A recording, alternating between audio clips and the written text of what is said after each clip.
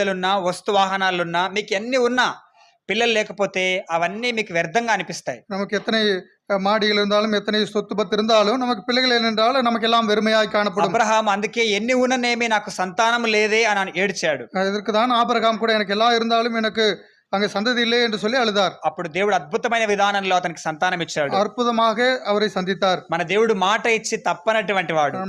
நம்முடைய ஆண்டவர் வாக்கு மாறாத தேவன். వాగ్దానము చేసి మాట తప్పని వాడు. வாக்குத்தத்தம் பண்ணி அதை மாறாத தேவனா இருக்கிறார். కాబట్టి మనకున్న స్వాస్థ్యము మన పిల్లలే.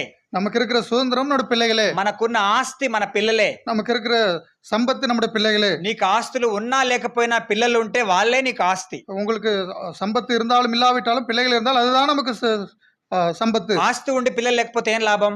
நமக்கு சொத்து பத்து இருந்த பிள்ளைகள் இல்லாவிட்டு என்ன பிரயோஜனம்? కాబట్టి ఆస్తి పిల్లలు ఉండి ఆస్తి లేకపోయినా ఏం కాదు. பிள்ளைகள் இருந்து அந்த சொத்து இல்லாவிட்டாலும் ஒன்றுமில்லை. కాబట్టి మనకున్న స్వాస్థ్యం